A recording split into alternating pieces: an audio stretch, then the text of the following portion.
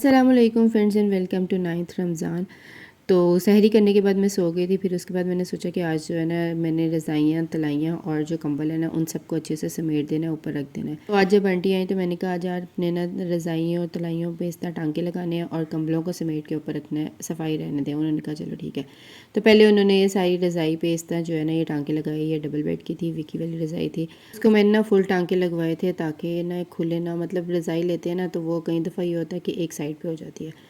तो फिर इस तरह मैं पास बैठी हुई थी, मैंने कहा आंटी इधर इधर से ना टांके लगाएं ताकि ये खुल ना जाए। तो फिर आंटी ने जहाँ जहाँ बताती गई आंटी करती गई। फिर उसके बाद जी एक रज़ाई हो गई थी, अब इसको हम फोल्ड करके एक साइड पे रखते हैं। फिर उसके बाद ये जी घर के जो रुई वाली रज़ाई होती है ना, ये थी, इसने बहुत ज़्यादा जलील किया, बहुत तंग किया। पहले तो इसका कवर ना चढ़े, अगर कवर चढ़ जाए तो एक जगह से रुई ज़्यादा हो जाए, एक जगह से कम हो जाए। फिर आंटी ने इसको अच्छे से जो है वो प्रेस किया, करती रही, सही से किया, सिलवटें निकाली। इस पे आंटी को ना बड़ी मेहनत करनी पड़ी। दूसरी पे इतनी नहीं करनी पड़ी थी, इस पे जो है ना काफ़ी ज़्यादा करनी पड़ी।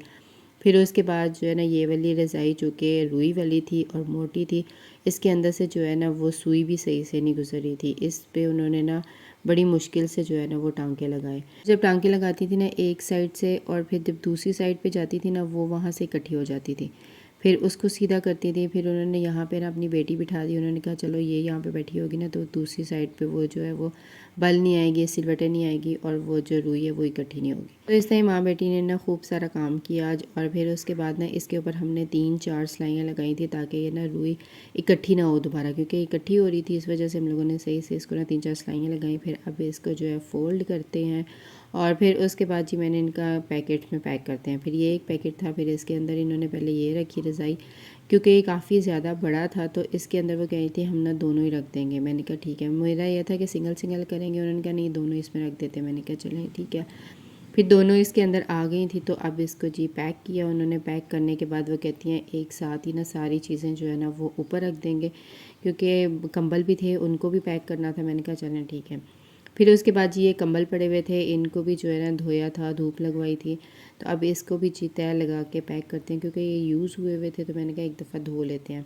ये वाला कंबल जो था ना ये बहुत पसंद था, उनसे अकेले से जो है वो मैनेज नहीं हो रहा था। फिर उन्होंने ना अपनी बेटी को बोला, साथ मिल के जो है वो उन्होंने दोनों ने मिल के जो है ना इसको किया। फिर इसको कहती हैं किस पैकेट में डालना, मैंने कहा वो वाला पैकेट है इसका, लेकिन वो कहती है नहीं ये वाला है। मैंने कहा नहीं नहीं वो वाला है। वो कहती हैं अच्छा। पहले उन्होंने उस पैकेट में डाला, वो छोटा था। वो कहती है मैंने तुम्हें कहा था ना ये वाला। मैंने कहा अच्छा चले कोई बात नहीं आंटी, अब आप इसमें डाल दें। फिर उन्होंने उसमें से निकाला और इसके अंदर डाला और फिर दूसरा कंबल पैक किया। दूसरा कंबल उन्होंने पहले बड़ा पैक कर दिया था, वो जो था ना उतने साइज़ में वो उसमें आ नहीं रहा था। फिर उन्होंने दोबारा उसको सारे को खोला और फिर इस तरह करके जैसे ये पठान लोग पैक करते हैं ना वैसे पैक किया। मैं आंटी को कह रही थी आंटी आपने किसी पठान से ट्रेनिंग ली हुई है? तो आंटी कहती नहीं बेटा, हम लोगों के पैक करते रहते हैं ना, रखते हैं तो हमें पता होता है किस तरह पैक करने। मैंने कहा चलें ठीक है। सारे कंबल वगैरह सब पैक कर दिए थे। तो फिर अब जी अलमारी के ऊपर सारी चीज़ें रखते हैं। तो पहले आंटी ने रखी ये तलाइयाँ, सबसे नीचे ये रखनी थी। फिर उनके ऊपर जो है ये कंबल सेट करके रखने थे, ये कंबल रखे और फिर लास्ट पे ये रखा और हमारी अलमारी जो है वो सेट हो गई है। अभी एक दो और रह गया था, वो हम बाद में धोएंगे और बाद में करेंगे। आंटी भी थक गई थी और मैंने कहा चलो अब नेक्स्ट टाइम से। फिर उसके बाद आंटी चली गई थी तो मैंने सोचा आज मैक्रोनी बनाते हैं। तो मैक्रोनी के लिए मैंने पानी जो है वो देसी में रखा, फिर उसके अंदर थोड़ा ऑयल डाला, फिर उसमें थोड़ा नमक डाला, फिर उसके अंदर जो है मैक्रोनी पास्ता ये मेरे पास पड़ा हुआ था ये इसके अंदर डाला। जब पानी थोड़ा गर्म हो गया था फिर डाला और अब इसको जो है वो एक दफ़ा चम्मच हिलाते हैं और फिर इसको जो है पकने के लिए रख देते हैं। फिर मैंने इसको रख दिया। फिर मैं पोटैटो बॉल्स की तरफ लग गई तो मैंने उसके लिए आलू को अच्छे से बॉईल कर लिया था, फिर मैश किया, फिर इसके अंदर डाला मैंने थोड़ा सा नमक हस्बे ज़रूरत, फिर इसके अंदर डाली थोड़ी सी दादर मिर्च। अच्छा दादर मिर्च से ना ये ज़्यादा स्पाइसी हो जाते हैं, नॉर्मल मिर्च जो होती है ना वो अच्छी रहती है। फिर इसके अंदर मैंने डाला थोड़ा सा ज़ीरा पाउडर, फिर डाला इसके अंदर धनिया पाउडर और फिर इसके अंदर डाला कॉर्नफ्लोर। कॉर्नफ्लोर से ये है कि ये टूटेंगे नहीं, अच्छे से जो है वो जुड़ जाएंगे। फिर इसको अच्छे से जो है वो मिक्स कर लेंगे। मिक्स करते वक्त मेरे आलू जो है ना कभी फुदक के उधर चले जाते, कभी उधर चले जाते, पर मैंने कहा कोई बात नहीं, मैं फिर भी मिक्स करूँगी। फिर मैंने इसको अच्छे से मिक्स कर लिया। मिक्स करने के बाद ना ये थोड़ा हार्ड हो गया था, मतलब सख्त सा हो गया था। तो फिर अब इसके जी बॉल्स बनाते हैं। सख्त होने से ये है कि ये टूटेगा नहीं, ऑयल में जब हम फ्राई करेंगे ना तो ये इस तरह टूटेगा नहीं। कॉर्नफ्लोर होगा ना तो कॉर्नफ्लोर इसको टूटने नहीं देगा। तो इसी तरह जो है वो हम थोड़े थोड़े जो है वो लेके ये पेस्ट तो बॉल्स बना लेते हैं। अब चाहे तो इसके लंबे रोल बना सकते हैं, बॉल्स बना सकते हैं, जिस तरह आपको ईजी लगता है वो बना सकते हैं। फिर इसके बाद जी उतनी देर में ये हमारी मैक्रोनी भी जो है ना वो अच्छे से गल गई थी, बल्कि बहुत ज़्यादा ही गल गई हुई थी। तो फिर मैंने इसको जो है निकाला और इसके ऊपर पानी डाला, फिर साथ ही देसी के अंदर मैंने थोड़ा ऑयल डाला और फिर इसके अंदर डाला लहसुन अदरक का पेस्ट।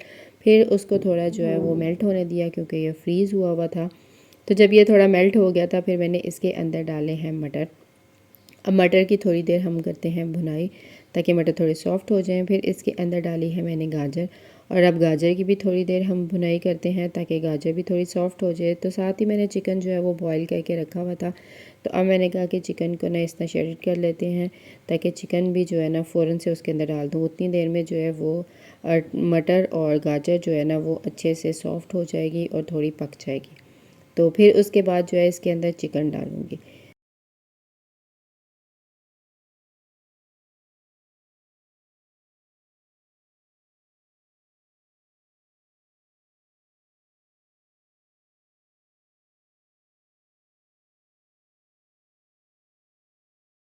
चिकन सारा शेडेड हो गया, फिर ये मैंने इसके अंदर थोड़ी सी बंद गोभी डाली, ये ना होने के बराबर मेरे पास पड़ी हुई थी, मैंने कहा चलो ये भी डाल देते हैं। फिर इसके बाद इसके अंदर मैंने डाला है चिकन। चिकन डालने के बाद अब इसको ना थोड़ी देर हम फ्राई करते हैं, ताकि चिकन के अंदर जो पानी है ना वो ख़त्म हो जाए और चिकन भी जो है ना वो ऑयल के साथ फ्राई हो जाए। फिर इसके अंदर डालेंगे स्पाइसेस में मैंने डाला है नमक, थोड़ी सी डाली है काली मिर्च। अब इसको जो है वो एक दफ़ा अच्छे से मिक्स करते हैं और फिर 1-2 मिनट इसकी भुनाई करते हैं। फिर इसके अंदर डालते हैं ज़्यादा गली हुई और पिचकी हुई जो है मैक्रोनी, वो डालते हैं। हालांकि मैंने इसके अंदर पानी काफ़ी ज़्यादा डाला कि खेल जाए, मगर ये बहुत ही ज़्यादा बेचारी गल गई हुई थी। तो फिर मैंने कहा चलो कोई बात नहीं, खैर है हम खा लेंगे। फिर मैंने इसको जो है वो अच्छे से मिक्स किया। मिक्स करने के बाद अब इसको जो है वो 1-2 मिनट अच्छे से पकाते हैं, ताकि इसका पानी भी थोड़ा ड्राई हो जाए। फिर इसके अंदर डालेंगे थोड़ा सा सोया सॉस और थोड़ा सा चिली सॉस।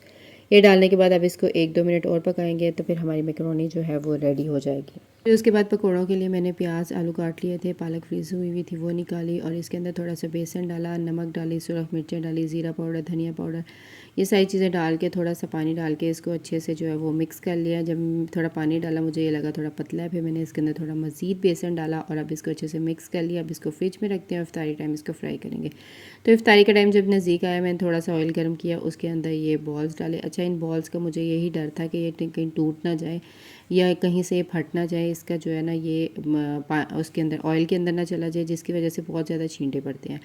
बट खैर ये बिल्कुल भी नहीं खुला कहीं से भी, और बिल्कुल सही से ये बॉल्स बन के जब दोनों साइडों से अच्छे से गोल्डन हो गए थे, फिर मैंने इसको जो है वो निकाल लिया। सही से गोल्डन हो गए थे और बड़े ही प्यारे लग रहे थे। फिर इसी गर्म ऑयल के अंदर जो है ना मैंने पकोड़े भी डाल दिए, क्योंकि टाइम नज़दीक था, तो मैंने कहा चलो पकोड़े भी फ्राई कर लेते हैं।